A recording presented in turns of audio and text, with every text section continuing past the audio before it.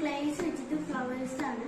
നമുക്ക് ഇതുപോലെ ഞാൻ പറഞ്ഞ പോലെ വാളില് അതുപോലെ മിററിൽ ഒക്കെ സെറ്റ് ചെയ്യാൻ വേണ്ടിയിട്ടാണ് ഞാൻ ഇപ്പം ഉണ്ടാക്കുന്നത്. അപ്പൊ എങ്ങനെയാ നമുക്ക് നേരെ വീഡിയോയ്ക്ക് പോവാം. അപ്പൊ ഞാൻ ഒരു പൂവാണ് ഉണ്ടാക്കുന്നത്. പൂവിന്റെ ഇതളുകൾക്ക് വേണ്ടി ഞാൻ ഇവിടെ മഞ്ഞയാണ് എടുത്തിരിക്കുന്നത്. അപ്പൊ മഞ്ഞയിൽ നിന്ന് നമുക്ക് കുറച്ച് എടുക്കാം. എന്നിട്ട് നമുക്കൊന്ന് ഉരുട്ടി വയ്ക്കാം.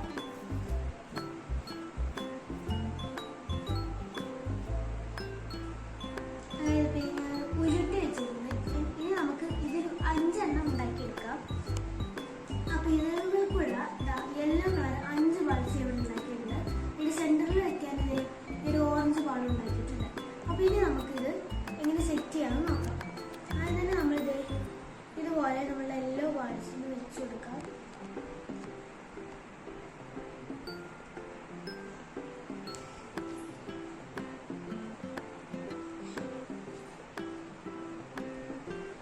അപ്പൊ ഇതേ നമ്മളിതാ ഫ്ലവറിന്റെ ഇതളുകൾ നമ്മൾ ഇങ്ങനെ വെച്ചിട്ടുണ്ട്. ഇനി ഓറഞ്ച് കളർ ബോൾ നമുക്ക് സെന്ററിലായിട്ട്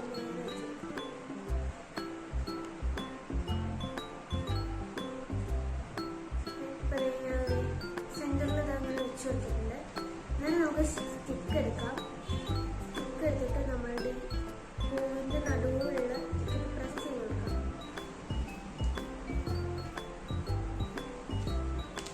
അപ്പൊ ഇങ്ങനെയാണ് ഞാൻ ഉണ്ടാക്കിയിട്ടുള്ളത്. ഇനി കുറെ തന്നെ ഞാൻ ഉണ്ടാക്കി വെച്ചോളുണ്ട്. അതൊക്കെ നമുക്കിനി കാണാം. അങ്ങനെ നമ്മൾ ഉണ്ടാക്കി വെച്ച കുറച്ച് ഫ്ലവേഴ്സ് ആണ്. അങ്ങനത്തെ കുറെ ഫ്ലവേഴ്സ് ഞാൻ മിററിൽ ഡെക്കറേറ്റ് ചെയ്യാൻ വേണ്ടി ഉണ്ടാക്കി വെച്ചിട്ടുണ്ട്.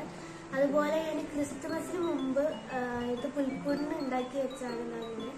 അപ്പൊ ഇതിന് വേണ്ടിയിട്ട് നമുക്ക് കുറച്ച് ക്ലേ എടുക്കുക, അത് സ്ക്വയറിലായിട്ട് ചുരുട്ടുക. അതുപോലെ എന്നിട്ട് ജസ്റ്റ് നമുക്ക് ഇഷ്ടമുള്ള കളർ എടുത്തിട്ട് നല്ല പരത്തി വെച്ചിട്ട് അതേപോലെ ചെയ്തെടുത്താൽ മതി. അപ്പൊ അതുപോലെ ചെയ്തിട്ടുള്ള കുറച്ചെണ്ണാണ് ഇപ്പൊ നിങ്ങൾ കാണുന്നത്. അതുപോലെ ഞങ്ങള് പുൽക്കൂട്ടിൽ കുറച്ച് സാധനങ്ങളൊക്കെ വെച്ചിട്ടുണ്ട്. അപ്പൊ നമുക്ക് നേരെ അത് കാണാം. അപ്പൊ ഇതൊക്കെയാണ് നമ്മള് ക്രിസ്തുമസിന് ചെയ്തിട്ടുള്ള പുൽക്കൂട്. ഇത് പകുതി സാധനങ്ങളൊക്കെ ഇപ്പൊ മാറ്റി വെച്ചിട്ടുണ്ട്.